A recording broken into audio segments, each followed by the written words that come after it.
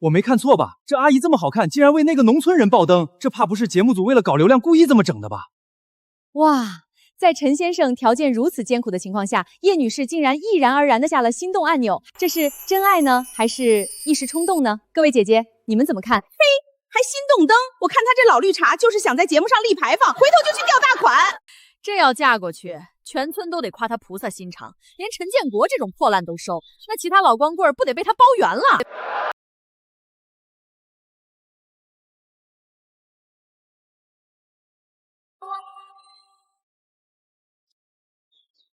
爸，您一大把年纪了，就别干跑腿了，行不行？是啊，爸，我们好吃好喝的供着你，干嘛非要折腾自己？好啦，爸都干几十年了，早停不下来了。你们三放心，爸会注意自己身体的啊。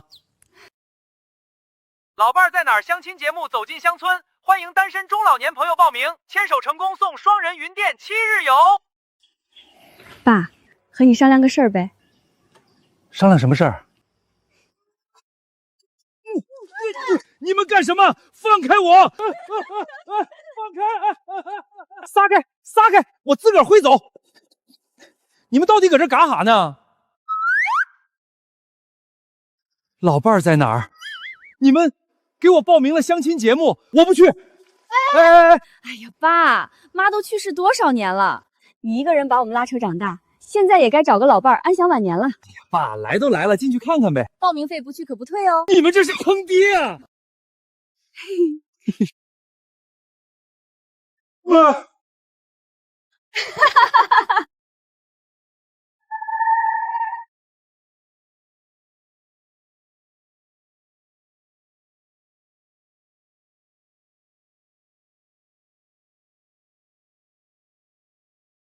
咱们三个，一个是北辰财团 CEO， 一个国际拍卖行的总裁，还有一个是文物基金会会长。咱们取得这么大成绩，什么时候才能告诉老爸？如果爸今天能找到个知心老伴儿，咱们就把真相告诉他。这样一来，咱们也不用为了担心他受不了，偷摸着给家里添东西了。唉，这么多年老爸节俭惯了，我们也装累了。希望老爸能给我们个惊喜吧。今天老爷子的相亲节目有家访环节，你们马上去老宅，把所有值钱的东西全藏起来。我希望他能找到真心喜欢他的人，而不是贪图钱财的人。是。唉，这三孩子，算了，他们也是一片好心。谁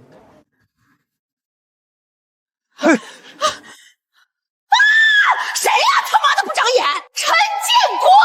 都说了我是不可能答应你这个穷酸鬼的，你竟然还敢追到节目现场来骚扰我！金凤，老邻居，我真没对你有那个心思。别解释了。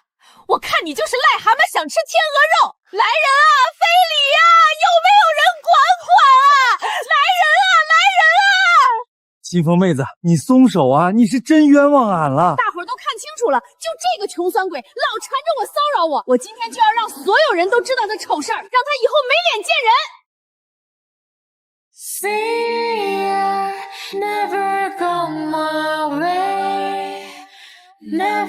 你谁呀？也来管我的闲事儿？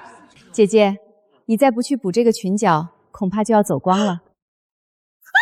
陈建国，你个臭流氓，给我等着，看我下了节目怎么收拾你！谢谢你啊，大妹子。不客气。小心小心。啊！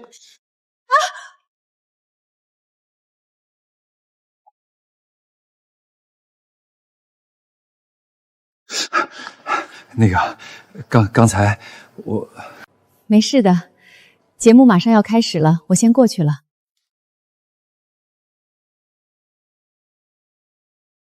现场的各位朋友，电视机前的观众们，欢迎回到《老伴儿来了》节目现场，再次欢迎我们的10位女嘉宾。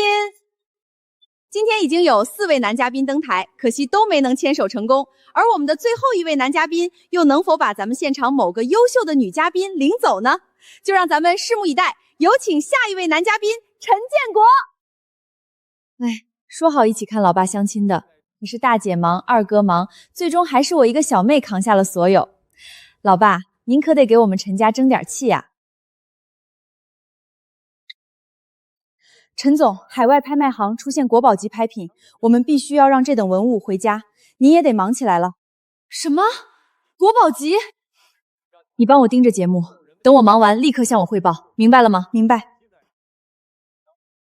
有请下一位男嘉宾陈建国。Ladies and gentlemen, the time is 一个臭跑腿的老头也敢来相亲了，这节目组怎么什么人都找？是不是走错片场了？不知道在场的女嘉宾都是高质量女性吗？哼，是他。等等，这个人不能上！林女士，男嘉宾一上来您就有比较大的反应，请问是发生了什么吗？他就是个流氓，刚才在大堂，他故意揩油我，还把我裙子撕破了，这人不配来相亲。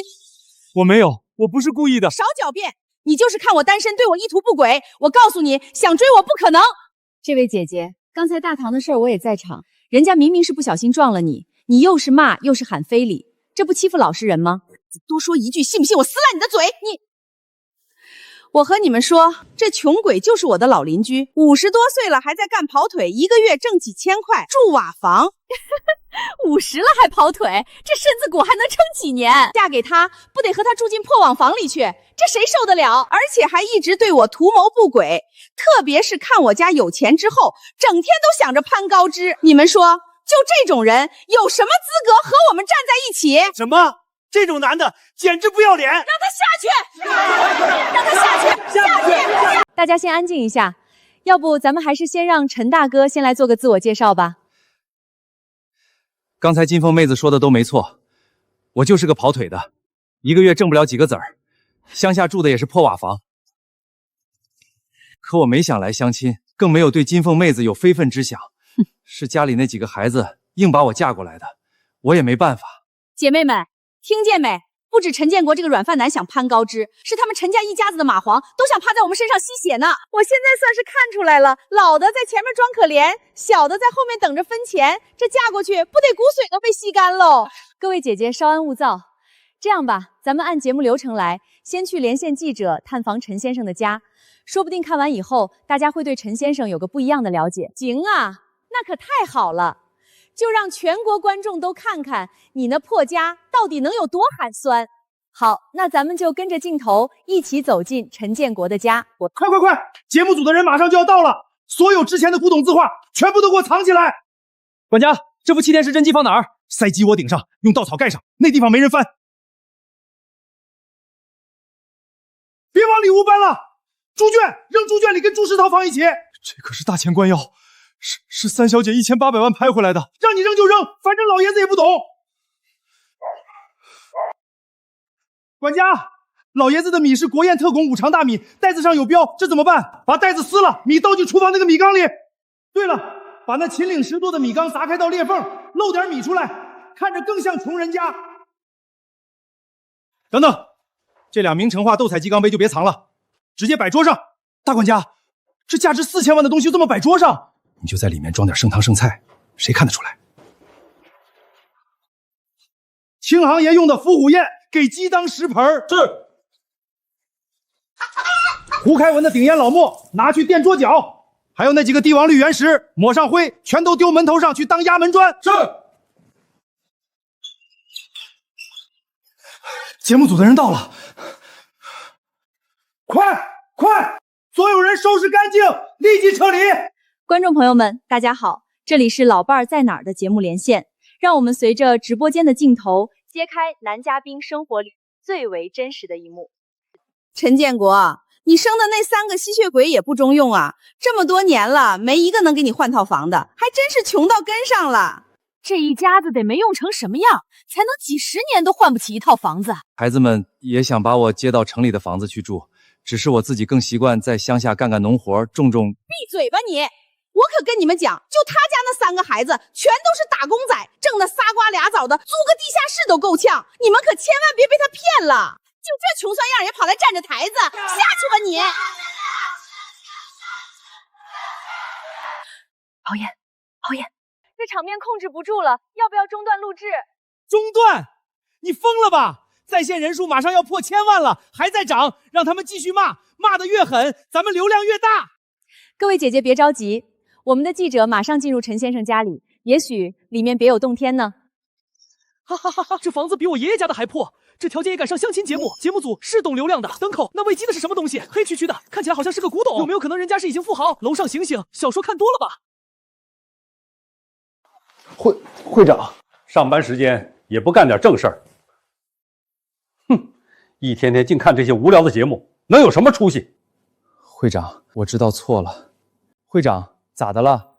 不可能，这等宝物拿来装基石，这不是糟践东西吗？会长，一个农村人家里能有啥宝贝让您这么激动啊？而且那不就是个普通砚台吗？普通砚台，那可是……算了，说了你也不懂。你现在立刻去联系老丁，让他马上打开电视看这个节目，快！老丁，丁教授，你是指那位特级文物鉴定专家丁教授？对，就是他，快去！会长既然要请动丁教授，那个宝物岂不是国宝级？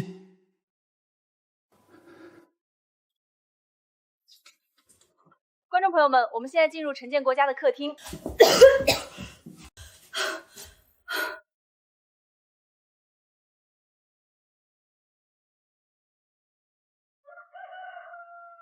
就这破地方，冰箱是这家里唯一的电器，我家狗窝都比这强。你们看那碗都破成什么样了，还拿来装剩菜？桌子缺了角都换不起，还拿2块黑木炭垫着，这得穷成什么样啊？就是我家门口垃圾桶里捡的凳子都比这桌子强。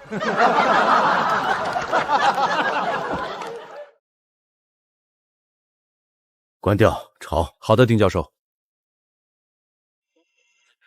老丁，你快去看那个相亲节目《老伴在哪儿》，有国宝级大发现。什么国宝级？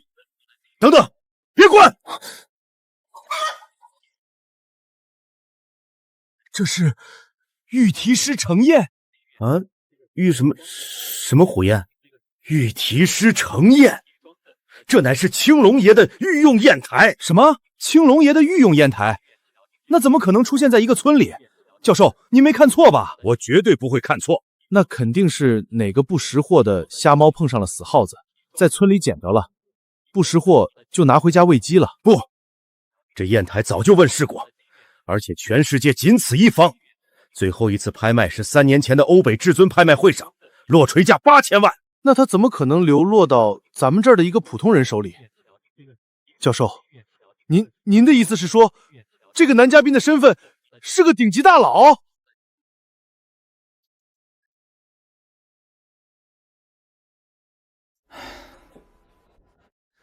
累死了，这破地方连个像样的椅子都没有，大老远跑来也就拍了点破烂。下次还有这种嘉宾，可千万别叫我来了。这穷地方，你以为我想来啊？等会儿下半场咱们早点结束，早点走。等等，你闻到了吗？好香。姐，这到处都是鸡屎味儿，哪儿来的？哎，还真有一股香味儿，好像是米香。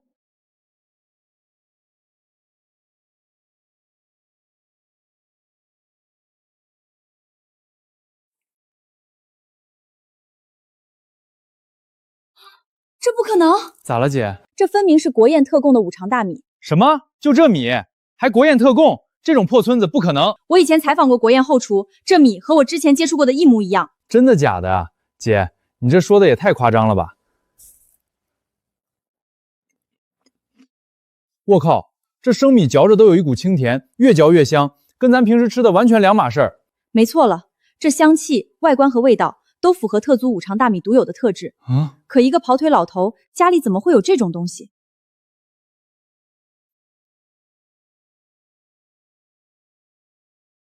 所有吃的标签都被撕了，这里面一定有古怪。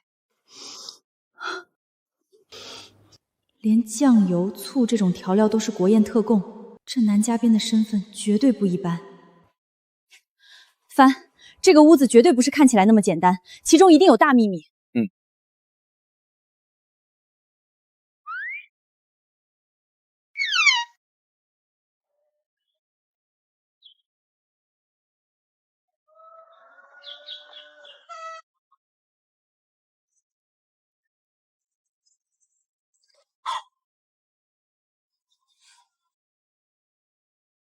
青龙官窑。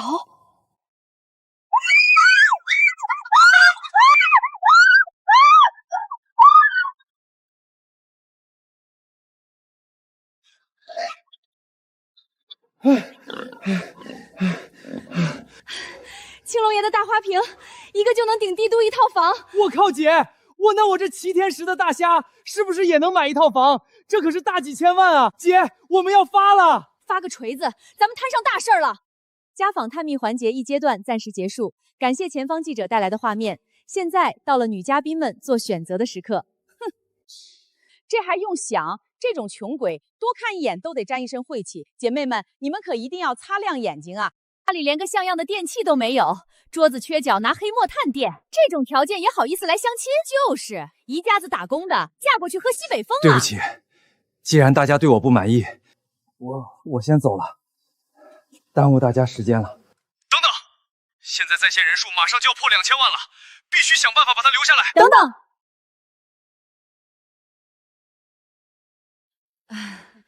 陈先生，我为你留灯。心动灯，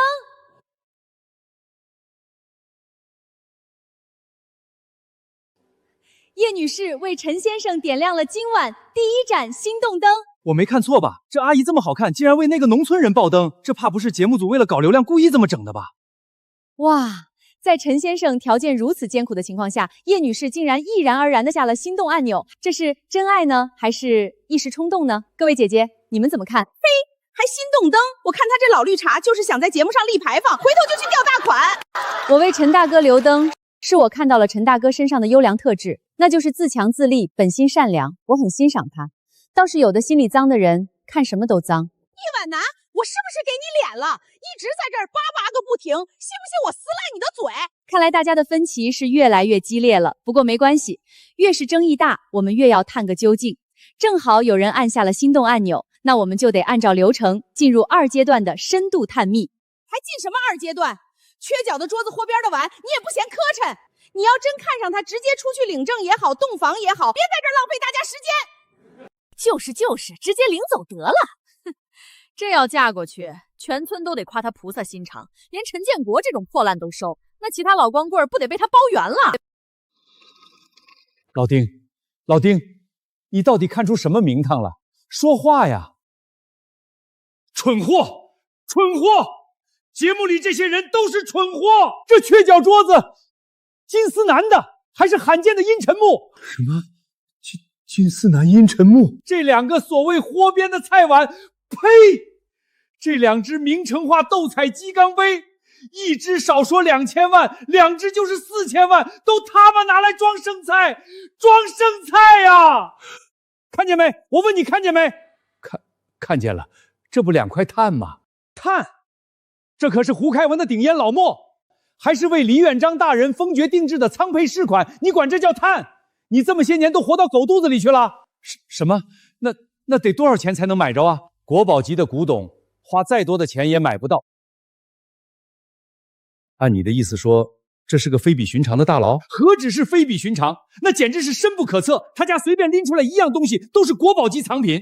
老丁，我懂你意思了。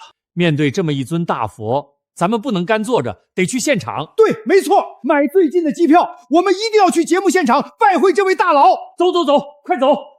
荒谬，太荒谬了！会长，您不是最烦相亲节目了吗？怎么还敢生气了？把顶级帝王绿翡翠原石当压门桩的人，竟然被一群不识货的蠢货嘲讽，我能不生气吗？会长，会不会看错了？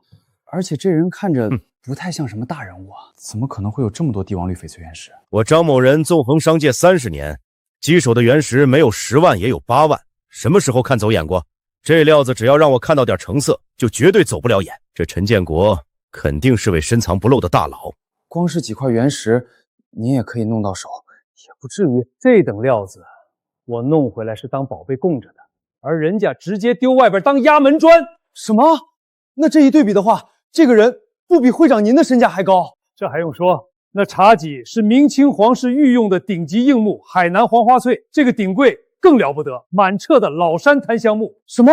满彻的老山檀香木？那不是随便一根就能拍出上亿的价格吗？还是有价无市？这也太夸张了吧！不错，就是这么夸张。而且他家其他家具全都有做旧的痕迹，分明是刻意隐藏身份。现在立刻安排车，我要亲自去节目现场结交这位隐士大佬。是。行啊，叶婉楠，你要真喜欢这穷酸鬼，现在就跟他在全国观众面前抱在一起亲一个，敢不敢？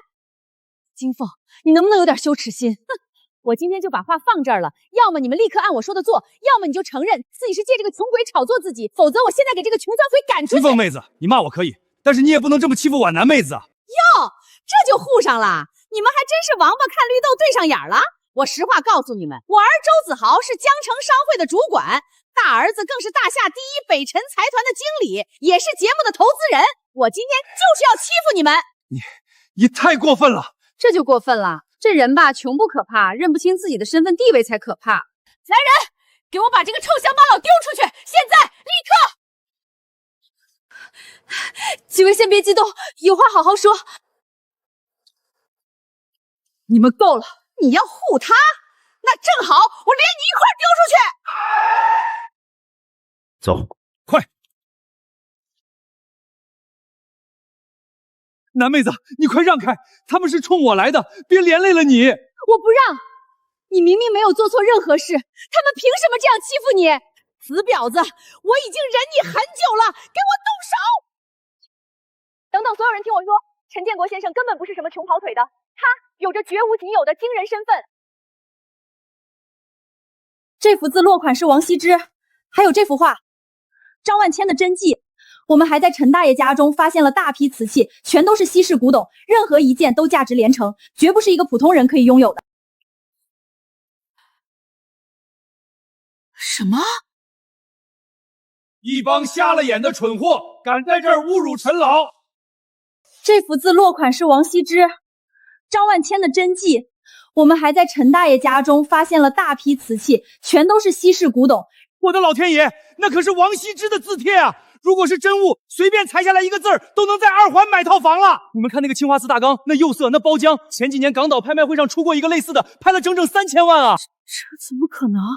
他不是个送外卖跑腿的穷光蛋吗？家里怎么会有这么多古董？什么？老陈，这到底是怎么回事？你家里怎么会有这么多价值连城的字画？别提了，我那小女儿为了不让我去干跑腿，非要弄一堆破字画挂在家里，说什么让我修身养性。我一个粗人哪懂这些？那些瓷器呢？总不能也是为了修身养性吧？这个啊，是上个月白菜便宜，我寻思着买点刚回来腌酸菜，我就打电话让我儿子顺路给带几口。结果这小兔崽子也不识货，给我买些没用的花瓶回来，一颗白菜都塞不进去，害得我今年的酸菜都没腌成。拿国宝级字画修身养性，拿稀世光窑腌大白菜，这世界疯了还是我脑子坏了？疯了！有钱人的世界难道都是这么离谱的吗？哎呀，陈老先生，您大隐隐于市的境界实在是太高了，真是让我们这些俗人自行惭愧。不是，主持人你误会了，这都是我孩子随便买的，我真不懂你们说的什么国宝不国宝的。女主持，我要求节目组修改规则，我要重新爆灯。对，陈哥刚才没有看中别人，说明我们都还有机会。陈哥，刚才都是误会。陈哥，您看我行吗？我还会做酸菜呢。你们都给我安静点儿！你们是不是傻？看不出来他家的古董全都是假的吗？金凤，你什么意思啊？人记者可都说得明明白白，怎么可能是假的？就是，人家刚才都没正眼瞧你，你是不是故意搁这公报私仇呢？我公报私仇？你们动动你们那装满水的脑子，好好想想。他陈建国就是一个干跑腿的农村人，哪来的钱买得起这些国宝？再说了，他陈建国要是真有几百亿的身家，还用得着跑来这相亲节目上丢人现眼？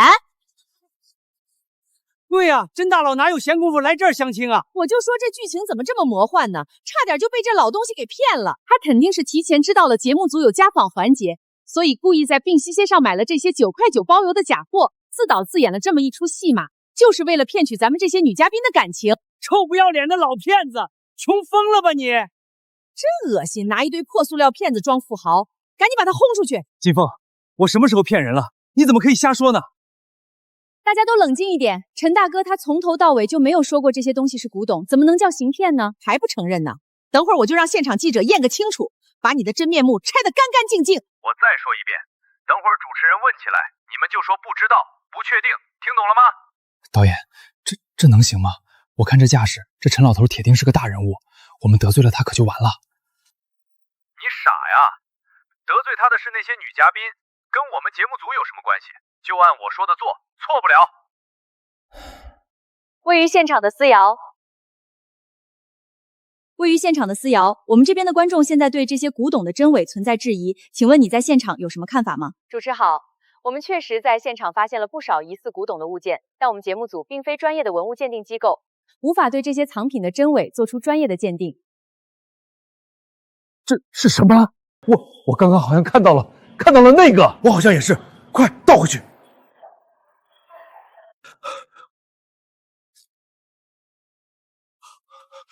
不行了，我这心脏受不了了。1天之内，先是青龙玉题师承宴，又是张万千王羲之真迹，现在连那个都出来了。老师、会长，你们说的那个到底是哪个啊？青棱地玉宝，太师少师钮寿山石，青龙玉脸之宝玺。什么？老师、会长，你们没看错吧？那寿山石的质地，那温润的包浆，还有那太师少师钮的雕刻姿态是独一份的。天哪，那这得值多少个小目标啊？这已经不是钱能衡量的了，这是国宝中的国宝，你懂吗？我们现在该关心的不是这东西值多少钱，而是能把这种国宝随意放在角落当摆设的人究竟是什么身份。没错，小李，接我们的车到哪儿了？来了，就是那辆。快上车，我要立马见到这位顶级大人物。一群有眼无珠的蠢货，简直是暴殄天物！会长，你消消气。消气？我怎么消气？那几个物件就算是个外行，也该看出不是凡品。哪怕是仿品，能做到这种水平的，那也是大师级的工艺，价值不菲。他们居然说是假货！5分钟之内必须给我开到会场！我今天非得抽烂那几个老女人的嘴巴不可！大家听到了吧？记者刚才说无法鉴定，那就是假的。他陈建国就是个骗子！不是的，我这些东西真的不是。够了，林金货，你这样欺负一个老实人，真的很有意思吗？我就算欺负他，又关你什么事儿？倒是你叶晚南，跟这个老头非亲非故，为了他跟我作对，我看你才是脑子有毛病。导演，现场快控制不住了，怎么办？别慌，邀请嘉宾一起去他家搞突袭直播，一定爆火。各位观众请冷静，为了帮助陈先生自证清白，也为了满足大家的好奇心，我们节目组临时决定增加一个特别环节，让我们的嘉宾一起去陈先生的家里实地考察。去我家？我就是来参加节目，怎么还跑去我家了呢？陈先生，这也是为了证明您的清白啊！如果大家在您家里看到了这些藏品，确定了价值，不就真相大白了吗？陈建国，你不敢，是怕当着全国观众的面身败名裂吗？好，去就去。我陈建国行得正，坐得端，没什么怕见人的。我们的外景直播信号已经接通，一起来看看叔叔阿姨们的第一站吧。家人们瞧瞧这地方，狗来了看了都得摇头。这破地方能有宝贝，我看连老鼠去了都得饿死啊！各位观众，接下来就让我们跟随镜头揭晓陈先生的终极真相。一帮有眼无珠的蠢货，我看你们是活腻歪了。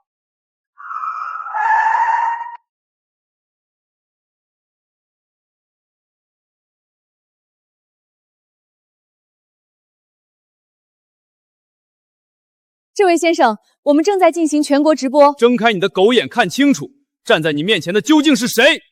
张会长是那个给我公司投资了千万的江南商会张会长。什么？那位身家超100亿的江南商会会长？这大佬怎么会出现在这种综艺节目现场？您真的是张会长？我没时间听你废话，告诉我陈先生在哪儿？您是说的那个陈先生，是那个涉嫌诈骗的陈建国吗？你再给我说一次！会长，节目组已经带人去陈先生老宅了，他们说是要带嘉宾去探秘，我看就是为了流量，故意整着出去羞辱陈先生。什么？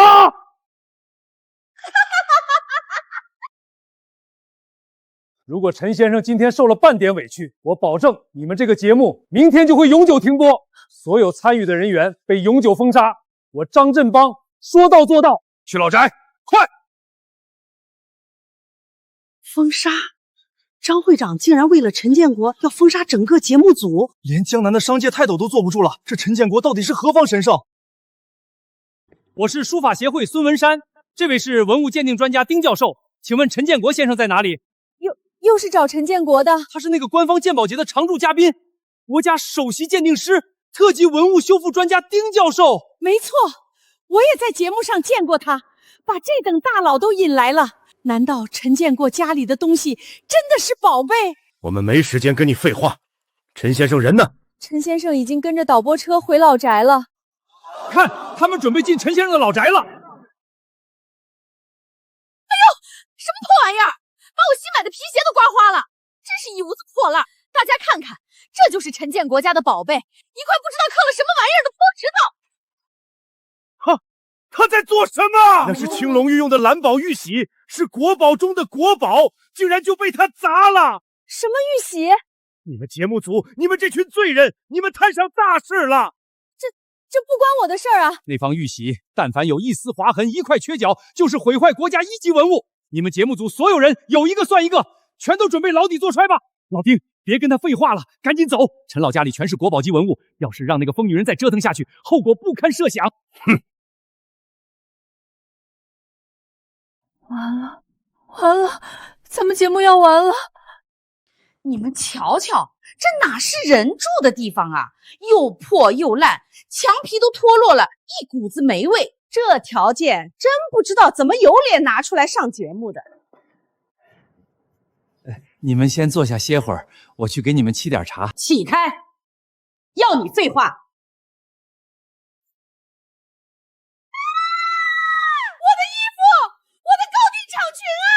哎呀，不好意思，不好意思，伤到没有？快擦擦，快擦擦！陈建国，你这个老王八蛋，你故意让我坐在这个烂桌子前面，就是想看我出丑是不是？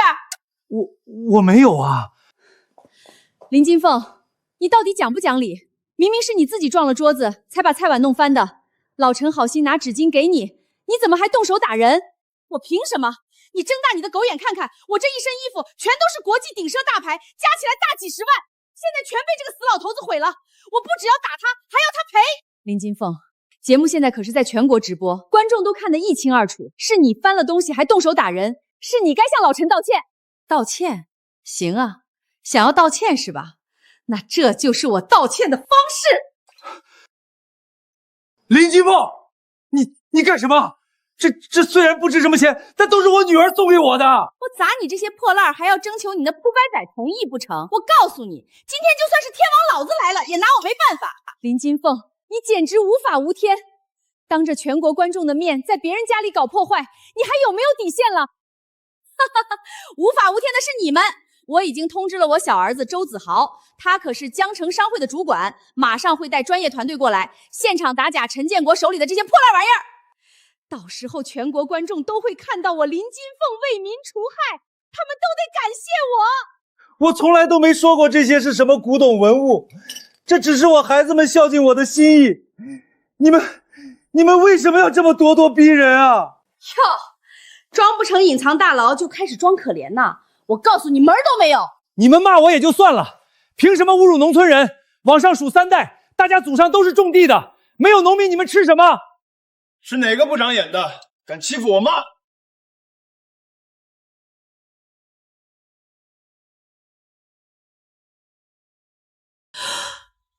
这谁呀？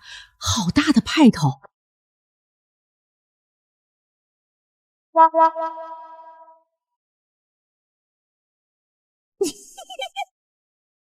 还愣着干什么？扶我起来！这什么破房子，门槛修这么高，存心办人是吧？哎，我的乖儿子，你可算来了，摔疼没有？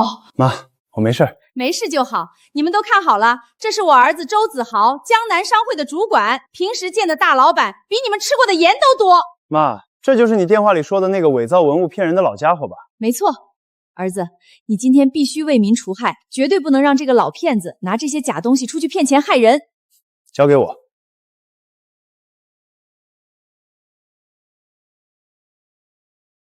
假的全都是劣质仿品，要是这种工业垃圾以次充好流入市场，那还了得！今天我就代表江南商会把这些假货就地焚毁。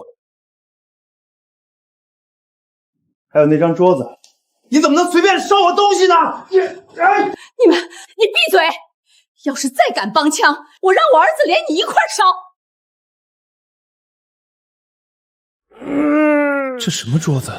怎么会这么重？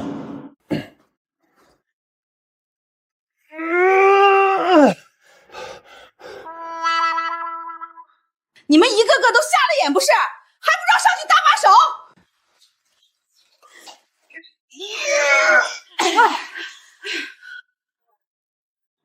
住手！那都是我孩子的心意呀！老东西，给我睁大你的狗眼看清楚，这就是弄虚作假的下场。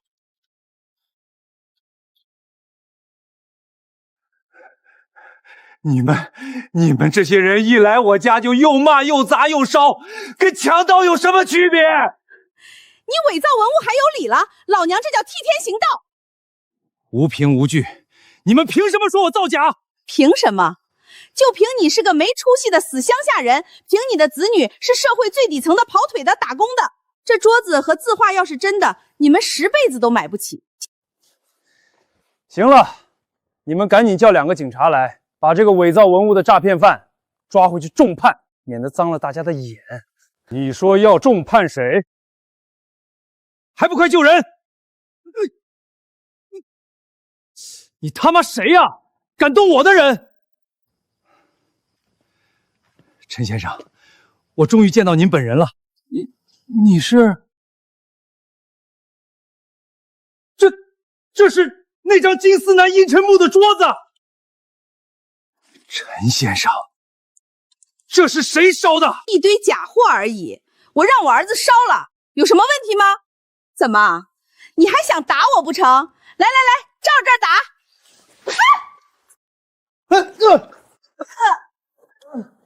你敢打我？儿子，你老娘被人打了，你快收拾他！你算个什么东西，竟然敢打我妈！告诉你，老子可是江南商会的主管，信不信我这就让你在江南彻底混不下去？你说你是江南商会的主管？没错，看清楚了，江南商会主管。这他妈的，我江南商会怎么会招进这种脑干缺失的蠢货？得罪了陈先生，这不是把商会推进绝路吗？怎么，知道怕了是吗？现在立刻给我跪下，向我妈磕头道歉，再赔个180万的精神损失费，兴许我还能在江南。老东西，聋了吗？还不赶紧跪下给我磕头道歉！蠢货，你给我竖起耳朵听好了，我的名字叫张振邦。这个名字怎么这么耳熟？等一下，江南商会会长不就是叫……你是会长？不是，会长亲自来鞠躬。这跑腿大叔怕不是满级大佬来新手村扶贫的吧？大叔家里还缺看门的吗？会喊666那种。林金凤母子刚才有多狂，现在脸就有多疼。我要是节目组，我现在绝对只想跑路。姐，咱们直播间在线人数突破3000万了。但是弹幕怎么还有人叫我们跑路啊？你也是个蠢货。哼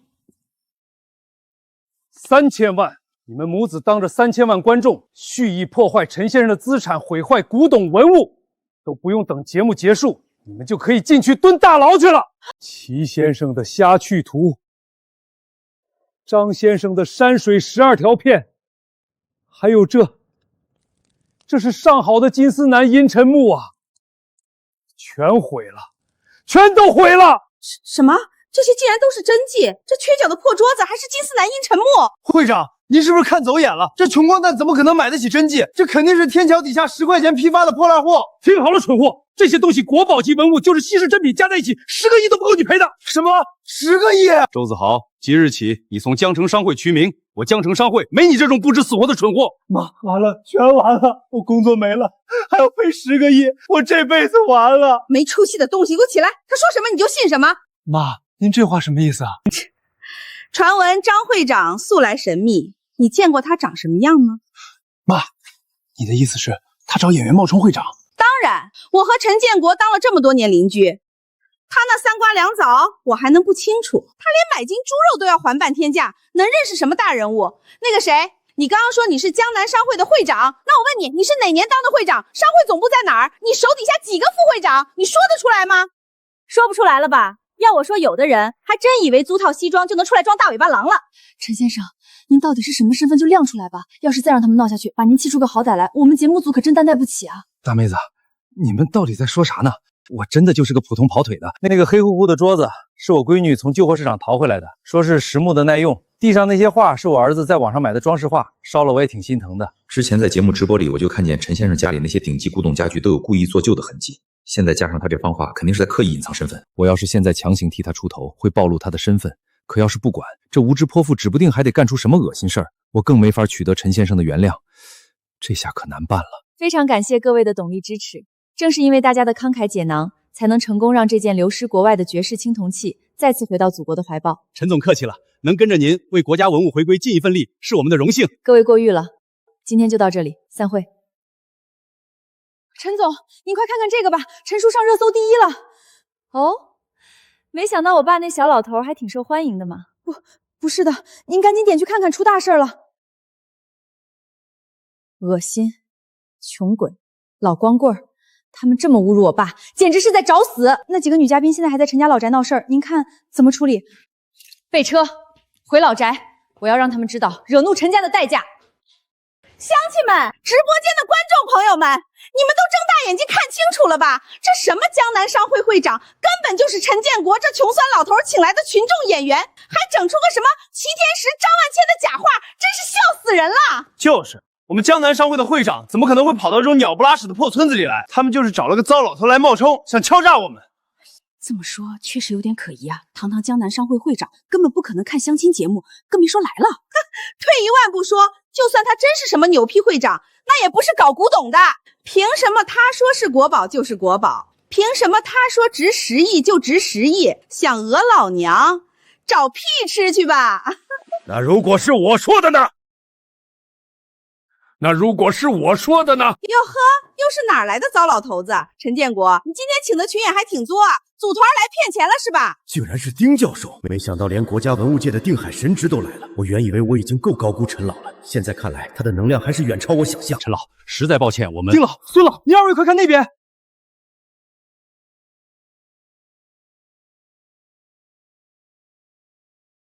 这纸张的纹理，这落笔的神韵，这是张万千的真迹啊！还有这半张，分明是齐天石的绝笔。暴殄天物，暴殄天物啊！这究竟是怎么回事？这些流传千古的无价之宝，怎么会被烧成这副惨状？这反应也太真实了吧？难道地上的真的是绝世文物？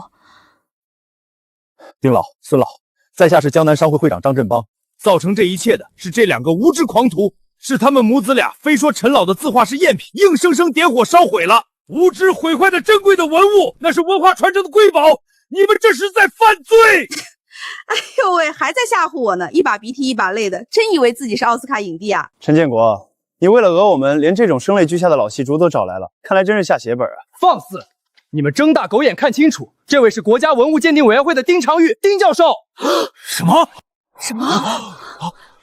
我好像有些印象。可如果连这种泰斗级别的人物都要对陈建国鞠躬问好，那陈建国的身份岂不是要上天了？哼，陈老的身份连我等都望尘莫及，也是你们这种跳梁小丑可以肆意辱骂的。陈建国，你现在可出息了呢，连国家泰斗都对你都望尘莫及，难不成你是玉皇大帝？妈，你说这老头今天要是没讹到咱们，这些演员的工资他能发得下去吗？别的我不敢说，但这位的确是丁教授。哼，你又是哪根葱？拿人钱财替人消灾是吧？这是上个月我亲自采访丁教授的官方报道，如果你们不信的话，也可以自己去查。不可能，这子豪他们俩难道真是？陈老，对不起，是我们来晚了，让您收藏的国宝毁在这等蠢妇手里，是我等的失职。老陈难道真的是大人物？坏了，我这20年明明还藏得还挺接地气的，怎么还是被他们发现了？哎，你严重了，严重了！我就是个糟老头子，不是什么陈老，这些也就是些不值钱的玩意儿。陈老，您就别谦虚了，我们这次冒昧前来，除了拜访您，更重要的是为了那件国宝中的国宝，那方清耀帝御用的剑芒玉玺。什么玉玺？我不知道啊。丁老、孙老，那方玉玺可能已经碎了。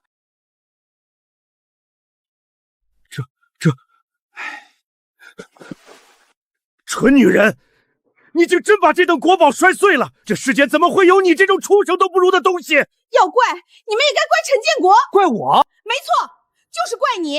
要不是你把玉玺丢在地上，刮黄了我的鞋，我怎么可能会砸掉它？你把大明成化帝御用的斗彩鸡缸杯也砸了。陈建国，我真没想到你为了得到我，竟然会用这种肮脏下作的手段。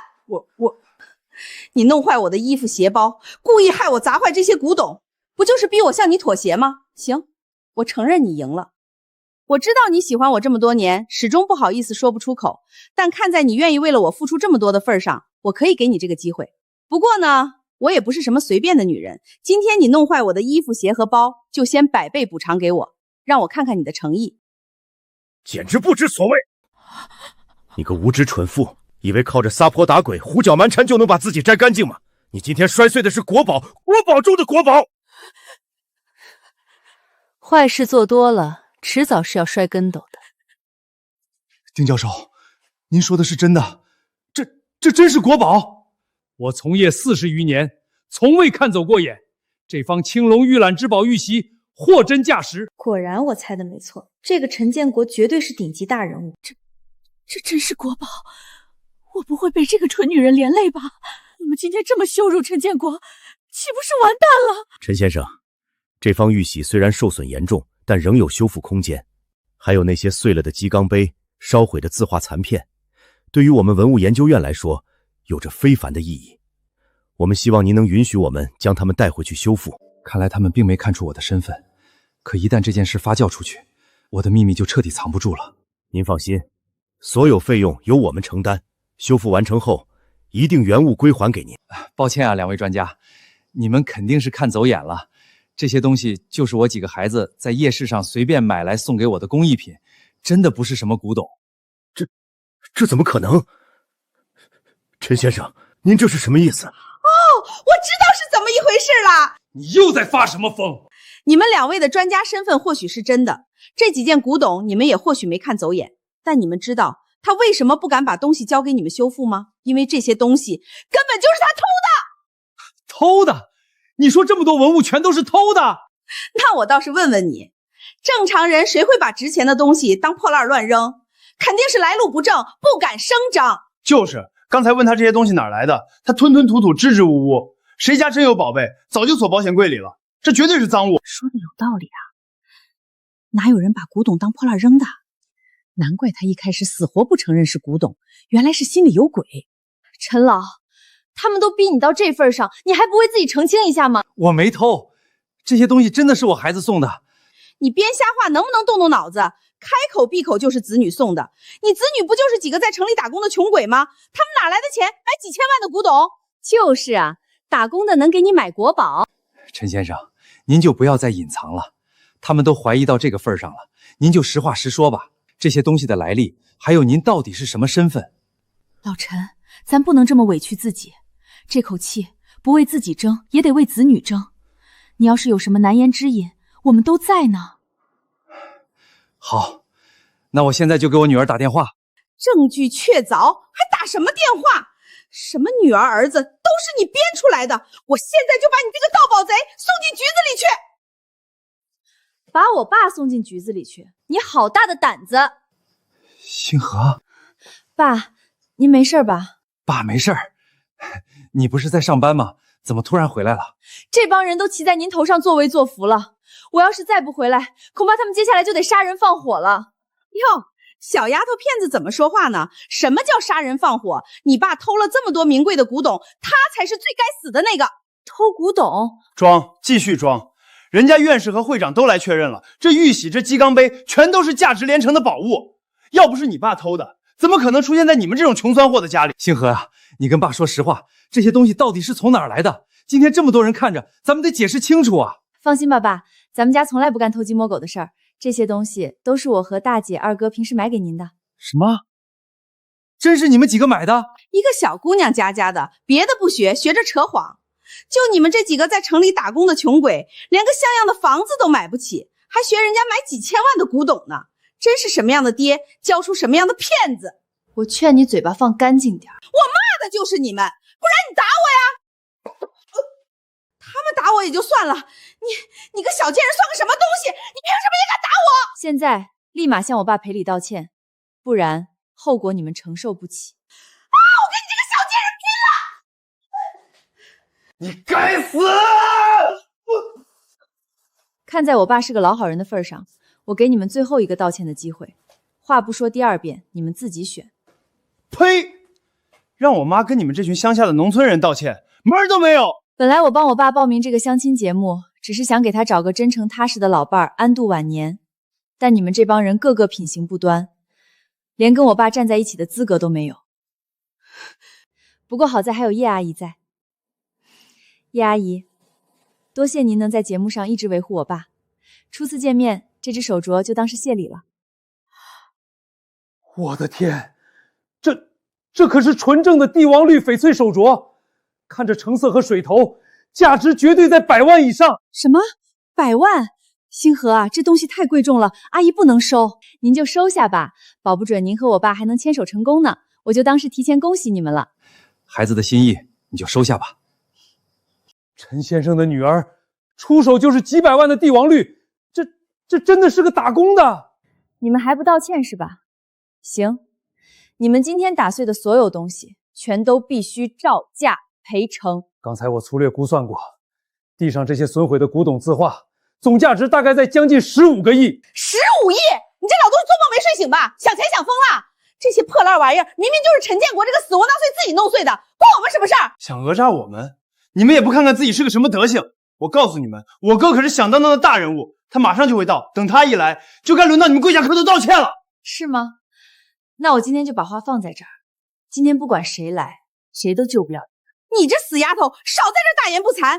等我大儿子来了，我非要撕烂你的嘴！什么人吃了雄心豹子胆了？竟然敢在这个破地方欺负我周家人，活腻歪了是吧？儿子，你可算来了！你看看你妈，今天被他们3个轮番扇巴掌，那个什么会长打我，那个老教授也打我，还有他这个小贱人也打我！我活了50年，从来没受过这种委屈。哥，他们仗着人多，根本不把咱家放在眼里。那个女的还说谁来了都救不了我们，真是狂得没边了。你们听好了，我是北辰财团江门分部财务经理周锦明。北辰财团？那不是咱们大夏第1财团吗？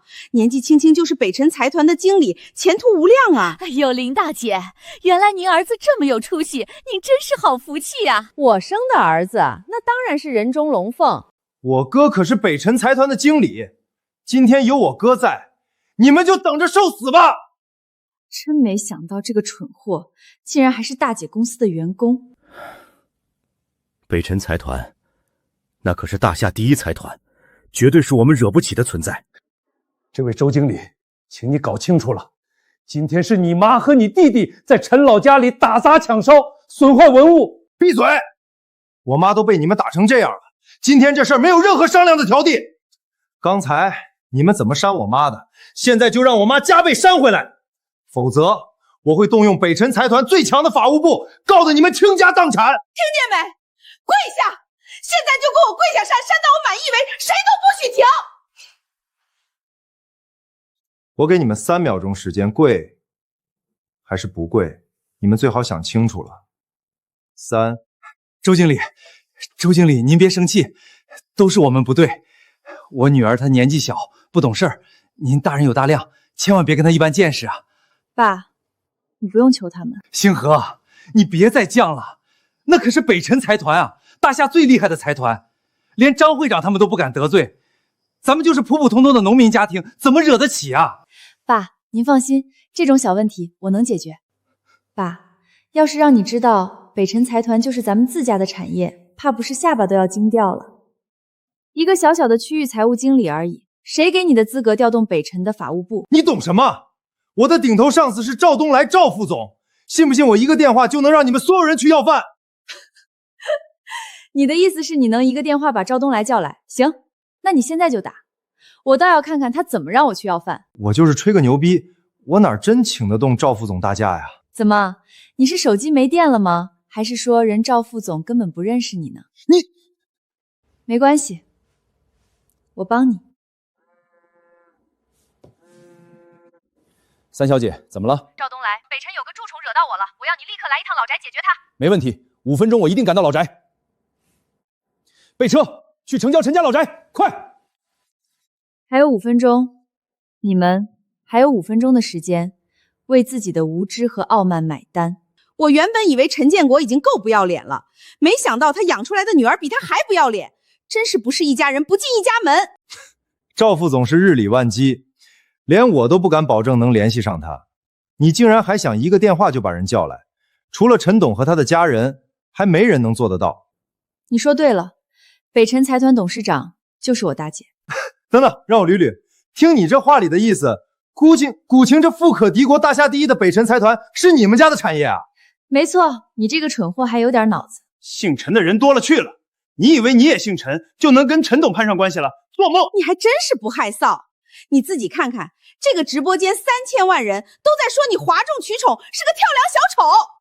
还有3分钟，你冒充三小姐，不仅是损害了三小姐的名誉，更是损害了北辰财团的名声。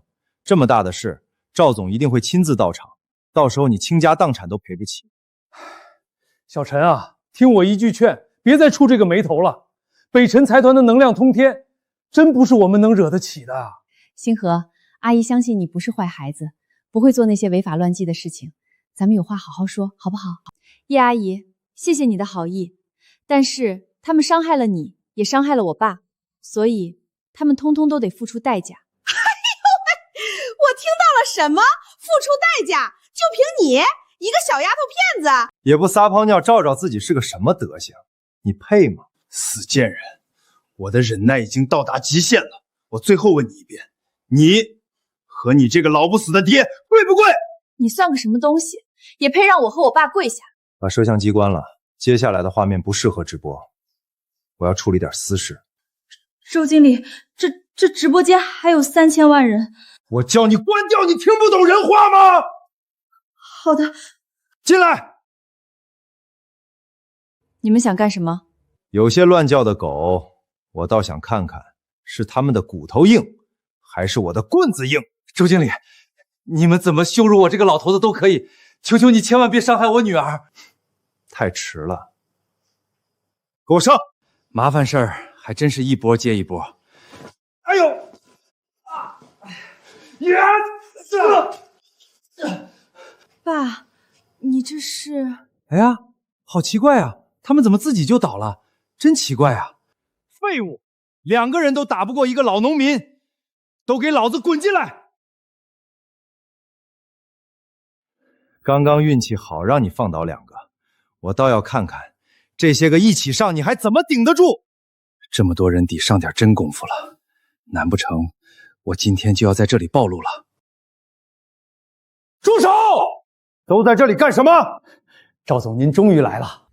这蠢货刚才到底是干了什么？就是他冒充三小姐，还有他那个爹拿着假古董在节目里招摇撞骗。最关键的是，他们竟然敢对我们北辰财团出言不逊，简直是无法无天！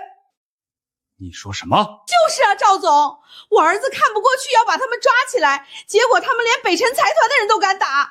赵总，你看，他们还打我，简直是无法无天。依我看，就应该马上把他们全抓起来，押到牢里去，定个死罪。你们血口喷人！赵总，我可以对天发誓，我们老陈家清清白白，从没有干过任何违法犯罪的事儿。那些东西，爸，不用说了，清者自清，我们不需要去求任何人。这群蠢货真是厉害啊！这是把天捅了个对穿呐！放肆！赵总在这里，你什么态度啊？还清者自清？你是在教赵总做事儿？真是不知死活，死到临头了还敢在赵总面前装大尾巴狼！你笑你妈呢！信不信老子马上就让你滚！闭嘴吧，蠢货！赵总，您这是怎么了？是不是有什么误会？陈小姐，属下管教无方，让您和伯父受惊了，还请您恕罪。陈小姐，伯父，星河，这到底是怎么回事啊？赵总，您千万别被这个臭婊子给骗了，她就是个乡下来的野丫头，她怎么可能？再敢对陈小姐不敬，信不信我今天我抽死你！明明我才是身份高贵迷人的林金凤，凭什么这些大人物都去帮陈建国那个穷酸会，还一个个的扇我巴掌？不公平，这不公平！星河，你怎么会认识赵总这样的大人物？哦，就是机缘巧合下认识的。伯父伯母，你们有所不知，当初我遇到大难是陈小姐出手相救，我一直记挂着这份恩情，所以特地寻了些小玩意儿送给陈小姐。小东西，我可听张会长说，这些加起来价值得上10亿呀！区10个亿而已，比起救命之恩不值一提。但我这片心意绝不允许任何人肆意破坏。今天你们母子二人打碎的这些东西，你们要么要歇了一分不少的赔钱，要么就别怪我启动北辰财团最强法务部，私闯民宅、蓄意伤人、损毁财物、破坏文物这几条罪名，把你们送进去判个终生监禁，那都是轻。赵总，误会，这绝对是个误会啊！我们真的不是有意要打碎这些天价宝贝的。哥，你快说话呀！快跟赵总解释，我们就是手滑，是不小心弄坏的，对不对？你快帮帮我们啊！对啊，锦明，你和赵总说，我和你弟是不小心的，你快说啊！赵总，我们真不是故意的，求您大人有大量，原谅我们这回吧。我们就算砸锅卖铁，也赔不起上亿的钱啊！你只不过是怕了而已，但凡你是真的认错，也不该是来求我。陈小姐，我那是猪油蒙了心，胡说八道的。你们刚刚强闯我家，满嘴喷粪的那股气是哪儿去了？那个赵总啊，您看我妈和我弟您都罚了，那我不知道你是谁，但集团已经启动了对你的离职审计程序，你最好别被审计团查出问题来。赵总，您不能这样啊！我为公司流过汗，我给公司欠过单啊！就算公司不要我，也不能让审计来。拖走，别在这里丢人现眼。星河，不，陈小姐，刚才你们母子3口口声声要欺辱的人，是我爸；动手要打的人，也是我爸。陈叔，我求求您了！我混了10几年，吃了多少苦，受了多少罪，给人当牛做马，才好不容易爬到今天这个位置啊！我不能被开除啊！您大人有大量，帮我求求情吧！妈，你还愣着干什么？快点过来跪下给陈叔道歉啊！我可是你妈，你让我给这个窝……别磨磨蹭蹭的了，快点儿！今天我要是和你们一起进去了，咱们全家都得去喝西北风。老陈，对不起，之前是我们不对，是我们的错。你们2个废物还杵在那当木头桩子，赶紧滚过来跪下！今天你们要是不跪，回去我把你们的腿都给打断。对不起，我们再也不敢了。陈叔、陈小姐，您看我们全家都给您跪下了，之前是我们有眼无珠，您2位能不能高抬贵手放我们这一马？我保证以后绝对夹着尾巴做人，绝对不会再犯了。爸，这件事理由由您来决定，您说怎么处理就怎么处理。周继明、林金凤，如果你们今天只是对我言语羞辱，或者只是打碎了这些古董，我都不会跟你们计较。谢谢陈叔，谢谢陈叔，您真是活菩萨。但是你们千不该万不该对我女儿出手，所以抱歉，我不能原谅你们。老陈，你不能放开我！陈小姐，给我一条活路吧！放开我儿子！你们这群没天理的，我跟你们拼了！把他们一家连同视频证据打包，一起带去执法局立案，交由执法机关处置。我跟你们拼了！你们会遭报应的！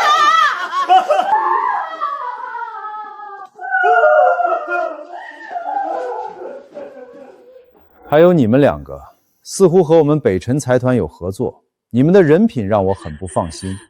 我会立刻启动对合作业务的专项审计，但凡查到任何污点，会直接整理成材料举报至司法机关。陈小姐，不关我们的事儿啊！我们都是被林金货那个毒妇蛊惑的，是他逼我们来的。是啊，陈小姐，我们什么都不知道，求求您高抬贵手，放我们一条生路。你们无需向3小姐求情。如果审计结束之后没有查到你们作奸犯科，我们自然不会把你们。赵东来他们太聒噪了，我们家不欢迎这种吵吵闹闹的人。来人，把他们俩也赶出去。陈小姐，那我这边也就不多叨扰了。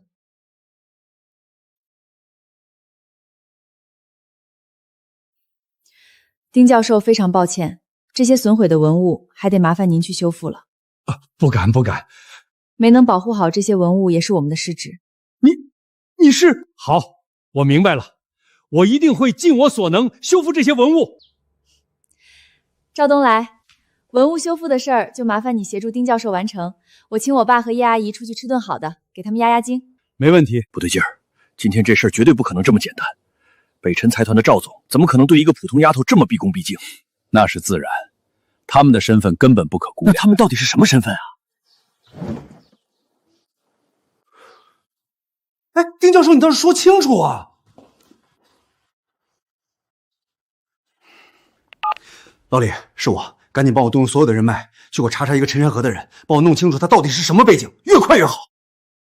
爸，您倒是说句话呀，别让人家验你干坐着。那个皖南，多吃菜。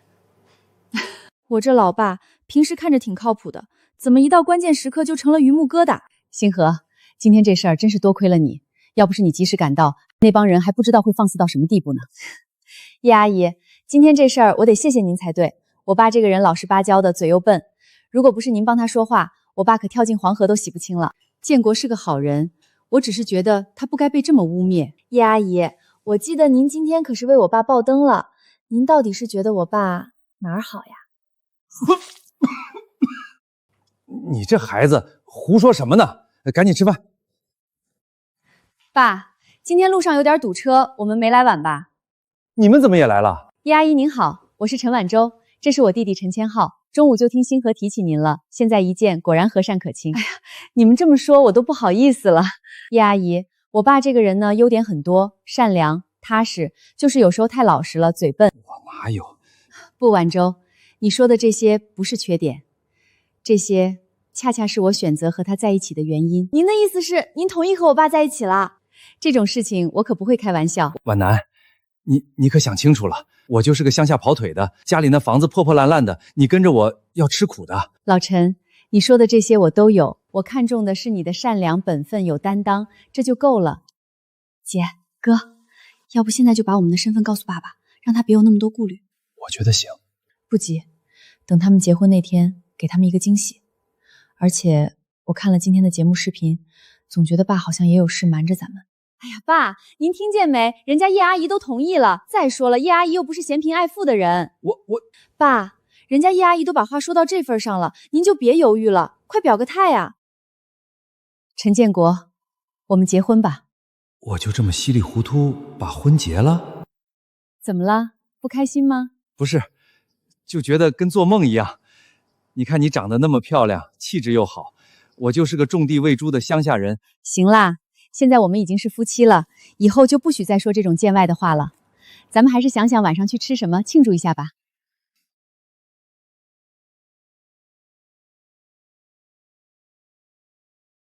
喂，哎呀，班长，对，今天晚上啊，行，没问题。老陈，今天晚上我有个高中的同学聚会，定在望月楼了，你能陪我一起去吗？那我先回去准备一下。好，那我也回家准备一下。晚上6点，我在望月楼门口等你。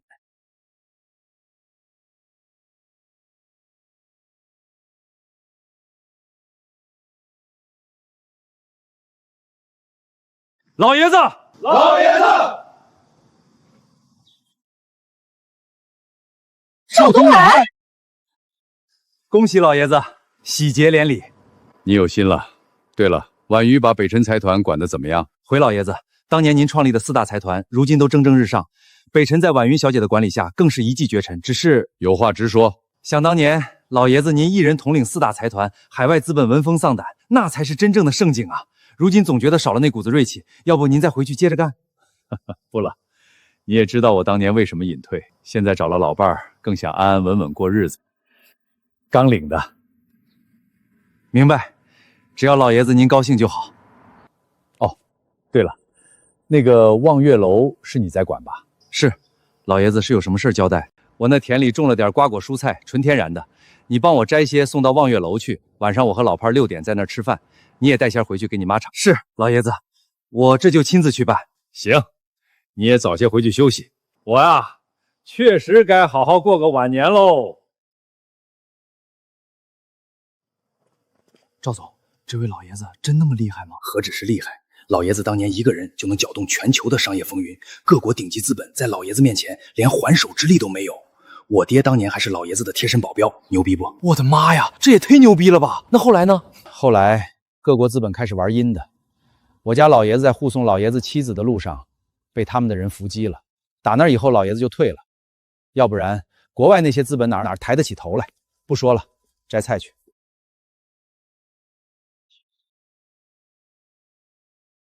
多大人了，还玩种躲猫猫的游戏，不嫌幼稚吗？说吧，从我领完证就一直跟着，想干什么？爸，我们就是想问问您到底是有什么隐藏身份？我的事儿你们就别打听了，打消这个念头，安安分分过你们的日子。可是爸，没什么可是。对了，晚上你叶阿姨有个同学聚会，给我准备一套像样点的衣服，再弄辆车过来，别太张扬，但也别太寒酸，不能让你叶阿姨在老同学面前丢了面子。爸，您知道我们的身份？不然呢？你们那装的破绽百出的，真当你爸我是傻子呀？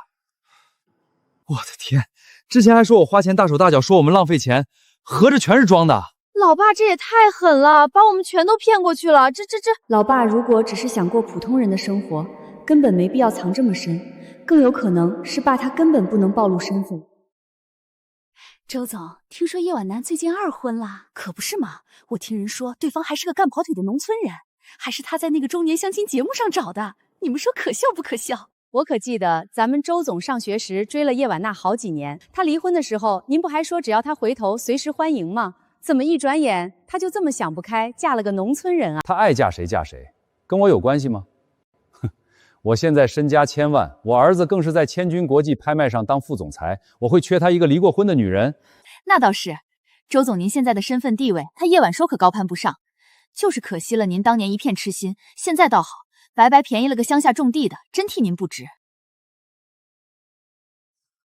婉楠，好久不见了。大家都挺好的吧？婉楠啊，听说你最近二婚，嫁了个农村人，怎么不带来给我们看看？藏着掖着是怕丢人吗？他有点事儿在忙，晚点到。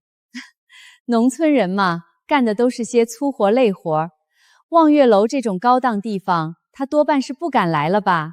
婉楠，不是我说你，这家望月楼的包厢可是我儿子提前了1个月才订到的，出入的也都是些有头有脸的人物。你那位要是真到了，怕是连大门都进不来吧？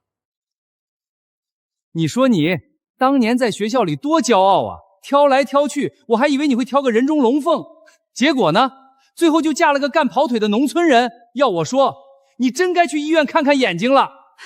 真要去医院看眼睛，也该是你那些前妻去，毕竟他们总不可能是图你家暴、出轨、打老婆才嫁给你。叶婉楠，你少在这里牙尖嘴利！我结几次婚怎么了？老子有钱，只要我愿意。我现在50岁了，照样有大铺20多岁的年轻小姑娘排着队倒贴我。钱确实能买来很多东西，但自己也能赚钱，用不着你这种人来施舍。你的意思是，在座的姐妹们找个条件好的老公就是没有真心，贪图钱财喽？你看不起我就算了，怎么连老同学都看不起？婉楠，你这话确实有点过了。咱们女人图个安稳有错吗？哼！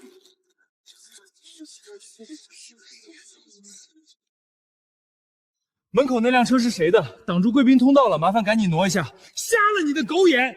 老子开的是奔驰，什么狗屁人也配让我去挪车？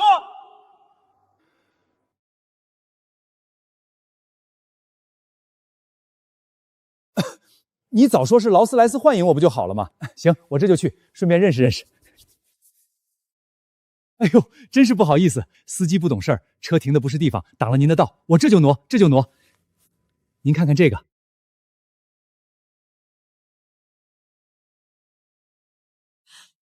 建国，都是皖南的老同学，就算了。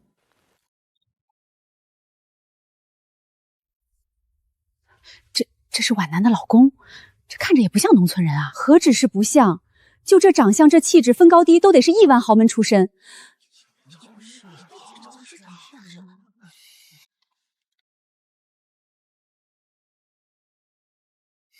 建国，这是怎么回事？哦，一个朋友顺路送我过来的。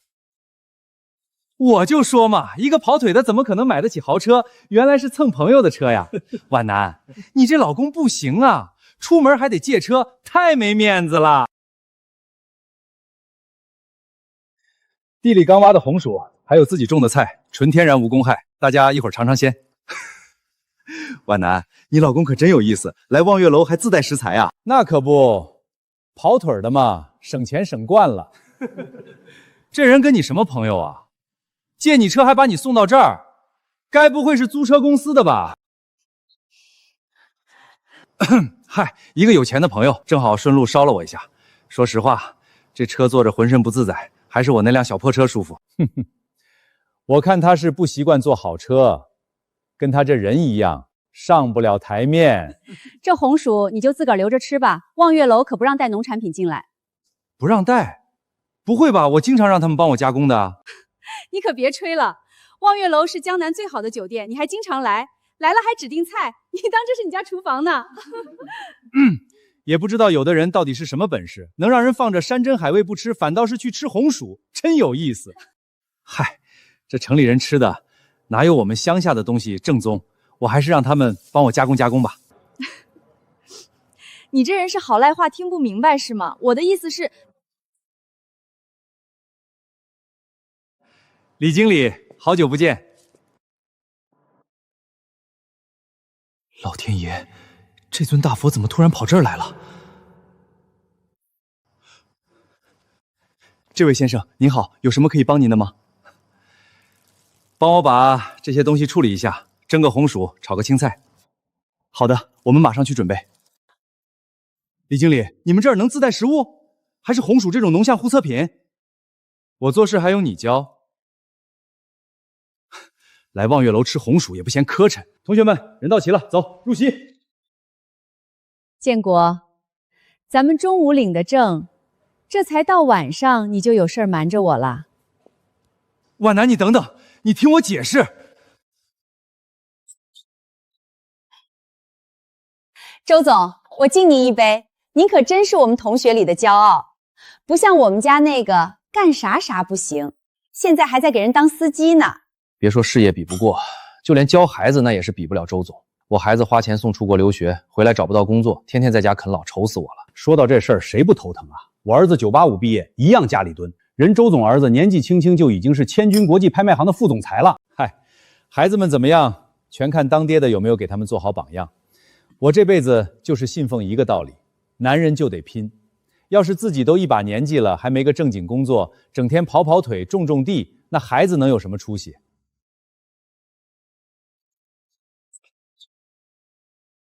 各位贵客请慢用，这是陈先生带来的有机红薯和蔬菜，我们行政总厨亲自处理的。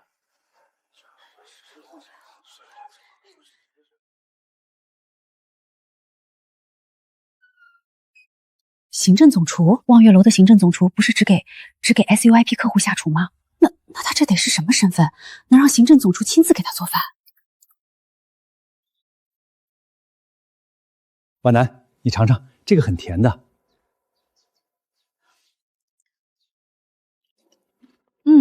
确实跟城里买的那些味道完全不一样。叶婉楠，一个破红薯就把你满足成这样，真是没见过世面。我说你这老公也是，不想着怎么让老婆过上好日子，就只会拿个红薯来哄人。我周某人白手起家，奋斗20年才有今天的身家。我儿子从小就看我这么拼。我问你，陈建国，你的孩子呢？你的孩子现在都在干什么？能拿得出手吗？哎呀，那个相亲节目上都说了，他那3个孩子都在外面打工呢。打工的，真是龙生龙，凤生凤，老鼠的儿子会打洞啊！你这样的人也只能教出这样的孩子了。大家的孩子要是有工作上的困难，尽管跟我说，我儿子在千军拍卖行还是有人脉的。不过嘛，像陈建国家孩子那种学历太低的，我可就爱莫能助了。就说这千军国际拍卖行的老板，那更是了不得，年纪轻轻就跻身福布斯排行榜。听说那老板叫什么陈千军，对，陈千军，那才是真正的人中龙凤。陈千军，那不是你儿子的名字吗？婉楠，你是不是想当豪门阔太想疯了？婉楠啊，你真是太会开玩笑了。千军国际的陈董那是天上的人物，他家那个打工崽子给人提鞋都不配。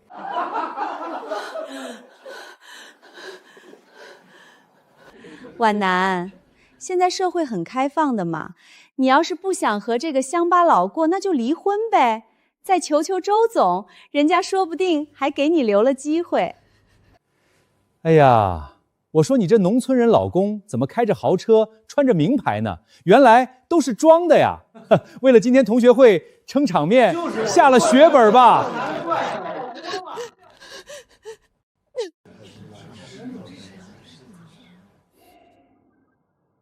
千军国际的董事长陈千健，的确是我的二儿子。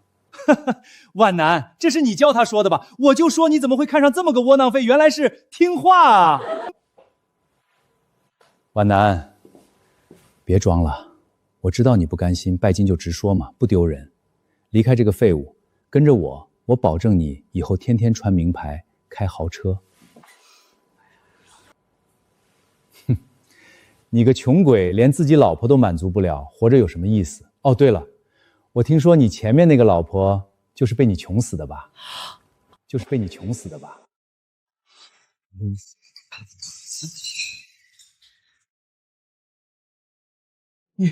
你敢打我？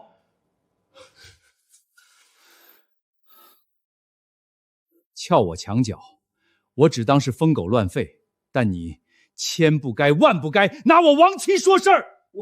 我那也是为皖南着想，我怕他跟着你吃苦受罪。难道我说错了？那要是有本事，老婆会死吗？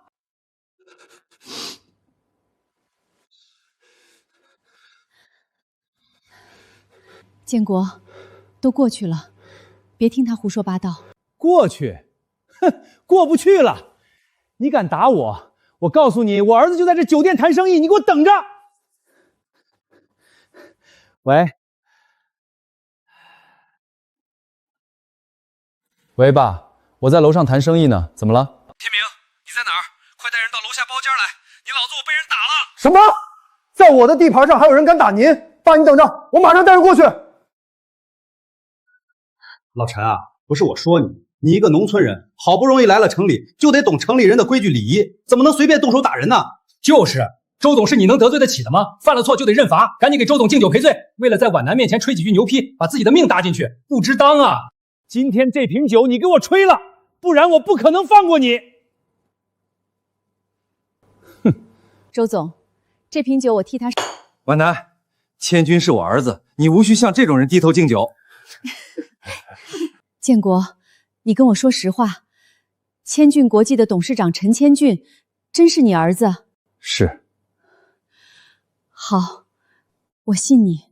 哈哈哈，死鸭子嘴硬，死到临头了还在装。陈千军要是你儿子，老子今天就把这桌子吃了。老周，消消气，大家都是老同学，他也是为了面子下不来台，你何必跟他一般见识？算了吧。算个屁！我周天红在江城不说是大富大贵，但高低也是有头有脸的人物，他算个什么东西也敢打我？是哪个不长眼的东西活腻了，也敢对我爸动手？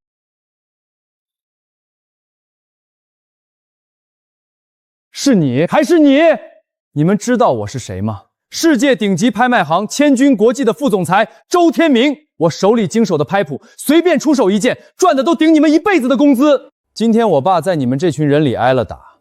打人的人如果不站出来给我个交代，那就别怪我不客气了。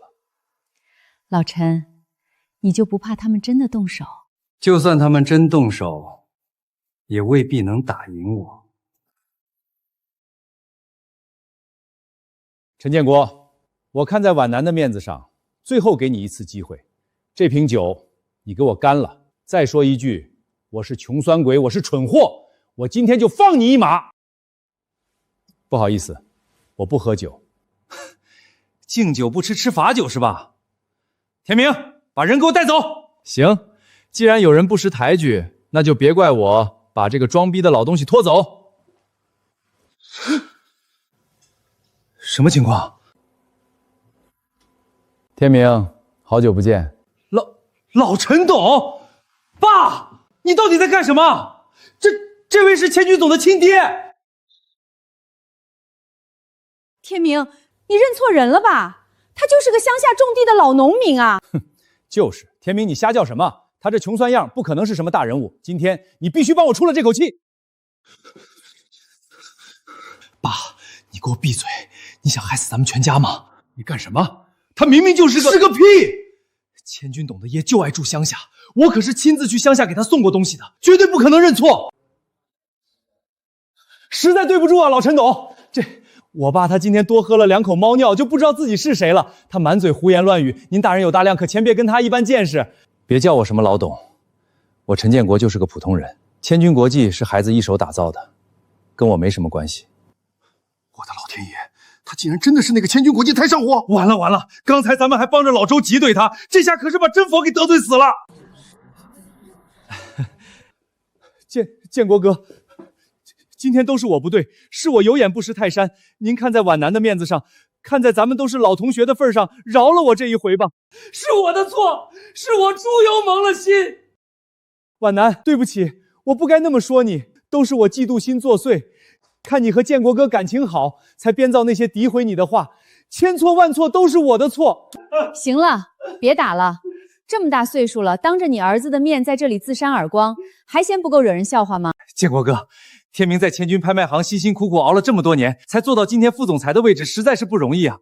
我求您别为难他，不然的话，我这当爹的以后在他面前怎么抬得起头啊？我今天只是过来陪皖南吃个饭的，从来没想过要为难谁。饭就吃到这里吧，这包间里的空气太闷了。建国，我们走。好。好了没有？你这是要把我卖了吗？快了，别急。好了，睁眼吧。